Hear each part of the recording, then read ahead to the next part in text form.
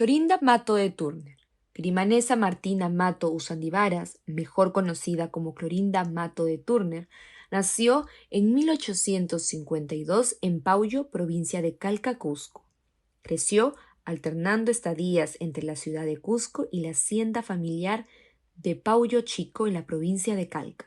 Estudió en el Colegio Nuestra Señora de las Mercedes del Cusco hasta los 16 años. Siendo muy joven se casó con el comerciante Joseph Turner. Fue él quien le puso el nombre de Clorinda. Los dos compartieron ideas políticas y ambos apoyaron al líder del Partido Civil, José Pardo. Con Joseph se mudó al pueblo de Tinta en Cusco. En ese pueblo empezó un negocio de lana de vicuña y alpaca. A la par, publicó artículos en varias revistas de la región y en 1876 fundó la revista El Recreo.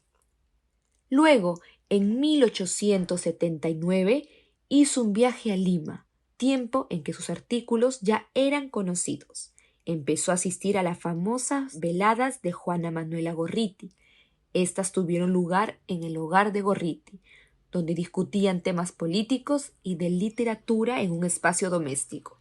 A estas veladas asistieron escritoras y escritores, y los eventos fueron considerados los más prestigiosos de Lima. Luego sería la propia Clorinda quien las continuaría.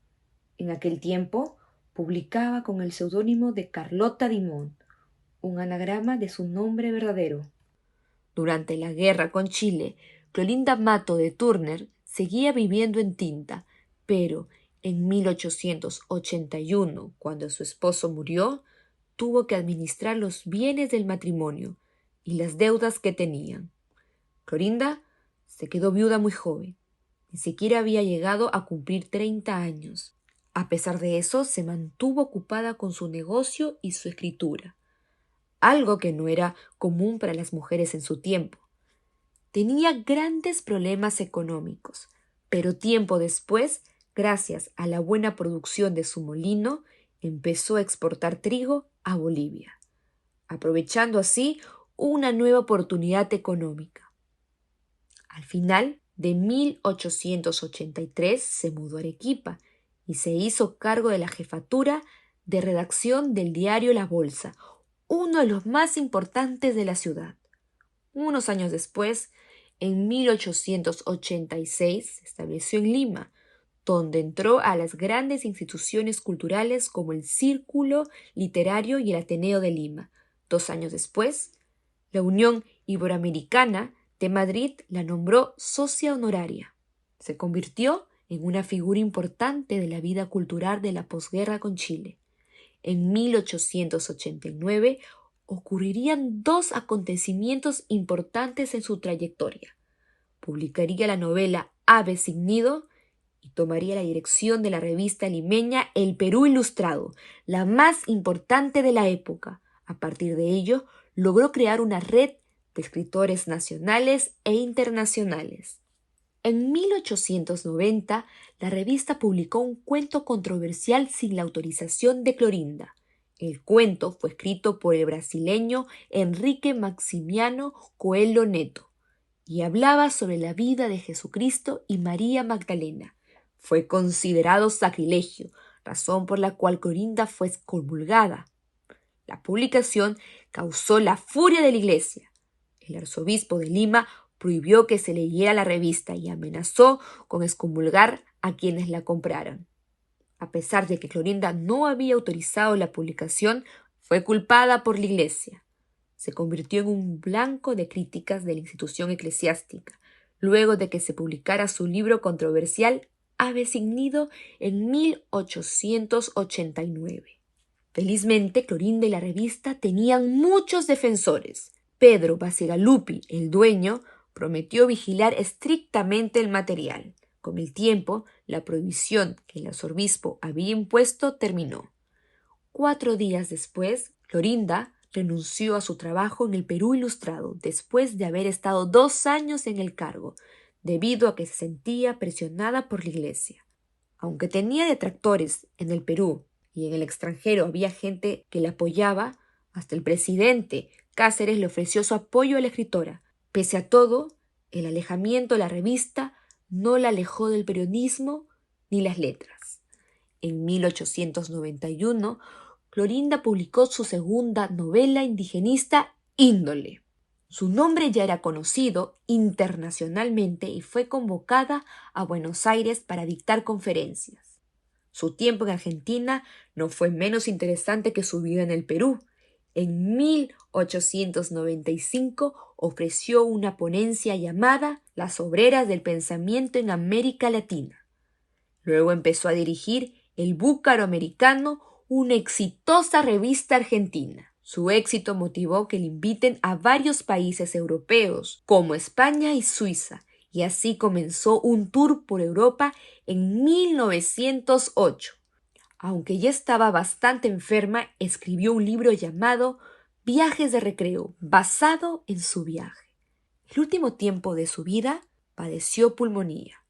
La escritora falleció en Buenos Aires el 25 de octubre de 1909, un mes después de haber cumplido 57 años.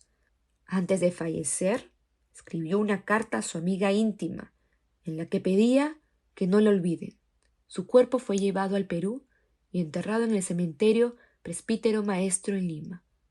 100 años después de su muerte, fue enterrada en el cementerio de la Virgen de la Almudena en su natal Cusco, para lo que le construyeron un mausoleo. Activismo y obras famosas.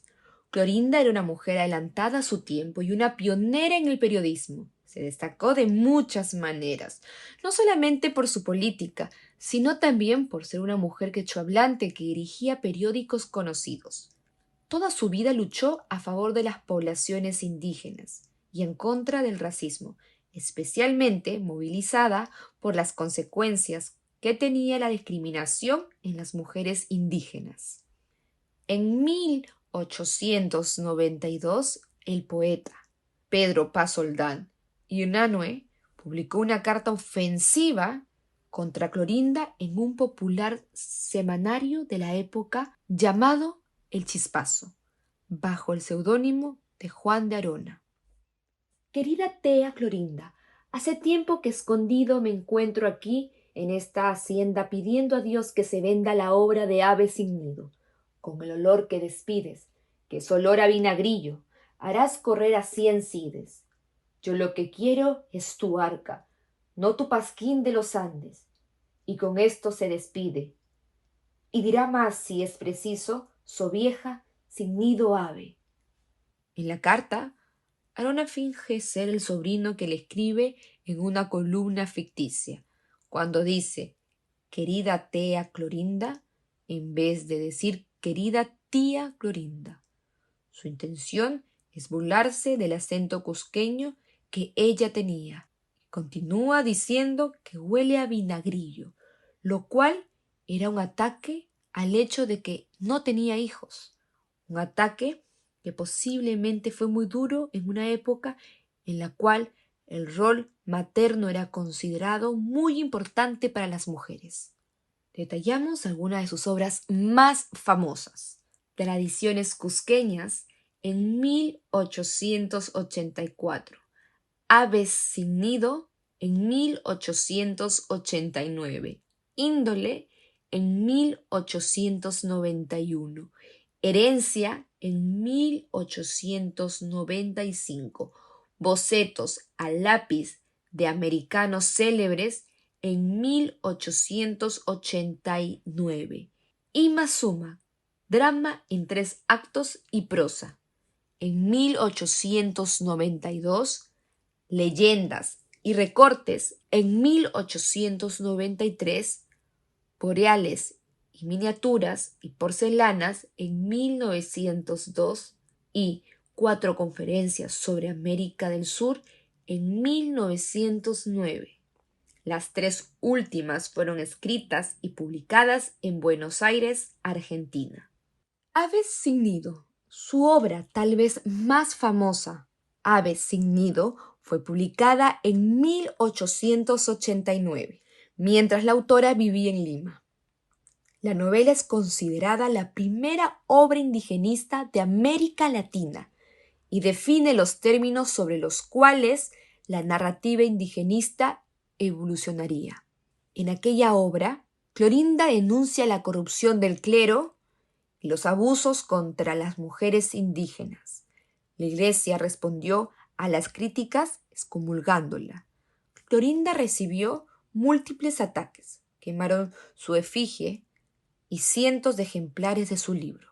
Mientras el libro fue fuertemente criticado, quemado y prohibido en el Perú, recibió mucha atención internacional.